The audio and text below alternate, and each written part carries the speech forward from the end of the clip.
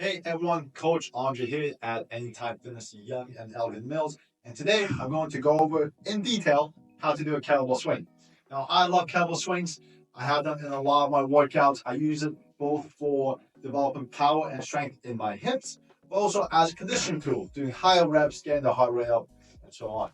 Now, the other thing is with the kettlebell swing, it is the foundation of a lot of kettlebell movements. So if you are interested in learning how to do a kettlebell clean, a kettlebell snatch, high pull single arm swings with rotations and so on, you have to start with the regular kettlebell swing. 2 feet on the ground, 2 hands on the kettlebell is the foundation. So let's make sure we get it perfect before moving on to the rest. Quick little safety thing I will mention, it is a quick and explosive movement, which is hinge dominant, hip dominant. And if you do not have a sound deadlift, which means basically if we are unable to hinge through the hips while maintaining a nice neutral back, let's get that dialed in first before moving on to a kettlebell swing, just because there's a slightly higher chance of injury if we start swinging with a bent back. Now, that being said, we're going to break down the kettlebell swing into 3 different parts. First, we will start with the height. Basically, how do we get the kettlebell from the ground swinging? Then we are going to move on to doing single repetitions. And last but not least, we will put it all together and work on ramping up the repetitions one at a time. When we're using a kettlebell, for almost all movements that require swinging, we want to start with it a little bit in front of us. We never want to actually pick it up and then try to get that swing going. We want it off the ground, swinging instantly. In order to do that, we want to step back about 2.5 feet away. We're going to go nice and wide with our stance right now. So usually a little bit wider than shoulder width. We also like to use here what we call moose handlers. So if we put our thumbs together, spread our hands, more or less, they should fit right in between the knees. Now, for the first part of the swing, the hike, as we call it, we are going to sit into the hips. We want that neutral spine, bracing our core, so always ready for someone to punch you. Nice, proud chest. We're going to start with both hands on the kettlebell, and the first part of it, we are just tipping it towards us. We are engaging those lats, and then pretend as if this is a football. We're going to hike it, and then just place it back right where it came from. And we're going to practice that one movement for a couple of repetitions until we have it dialed in. We want to feel those lats engaging. We want to keep that core tight, and we want to sit into the hips for basically the entire time and feel the load on the glutes and hamstrings. So I'll do a couple more reps. Again, bracing that core.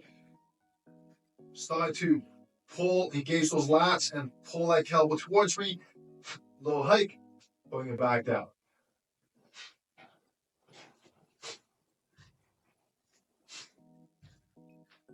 That was 3 repetitions. Again, it's really important to start engaging those lats. Pretend like your arms are corkscrew and we're tightening them. And then we're just snapping it in and then laying it back out. You really want to dial that in because that is how we will start every kettlebell swing, and that's how we will end every single kettlebell swing. Once you feel comfortable with that movement, now we're going to break it down into 1 kettlebell swing at a time. But all we're going to add is as we pull that kettlebell in, as it starts coming out, we're going to drive those hips forward as if we are doing an explosive deadlift. And we want to stand as tall as possible. So every time, pretend like someone is measuring your height and you're getting as tall as possible and always ready for that punch. So we're still bracing our core. Like I said, we're going to start with just 1 repetition. So I'll show you a couple sets. Core tight, sit into the hips. Again, starting with tilt to the kettlebell, we're trying to engage those lats. We're going to do 1 rep.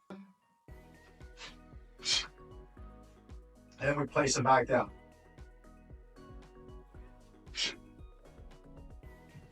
And 1 more.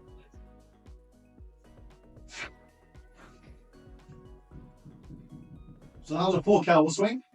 Again, just broken down into single repetitions. The biggest mistake I usually see with new people starting with kettlebell swings is as they get tall, we start to hyperextend. We start to drive those hips forward with disengaging the abdominals and putting extra stress on the back. So not engaging the glutes as much and definitely not engaging the core. So again, always think, brace the core and just think, stand tall. Right? We're not thinking about really driving the hips forwards. We're not thinking about how high the kettlebell is going. All we're thinking about is from a hinge position, stand as tall as you can, as quickly as you can, and then drive those hips back to bring the kettlebell down. Once you feel comfortable, do 1 repetition at a time. Then we're going to start ramping it up 1 rep at a time. So we'll go, let's say 2 reps, 3 reps, 4 reps, 5 reps, and just making sure that every single repetition is as perfect form as possible.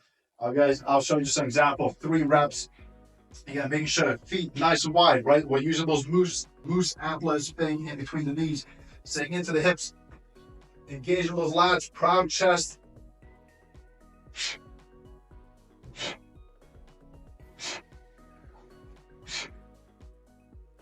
And placing it back down. Once you feel comfortable with that, just keep working your way up. Keep working on increasing the weight. Again, we don't really care about how high the weight goes. Usually, just the more explosive the hips are, the higher that weight's going to go. My recommendation is don't let it go past shoulder height, more or less. If you start finding it getting a lot higher than shoulders, that usually means it's time to up the weight. Right? You'll go heavier weight and you will start finding that the weight doesn't go up as high.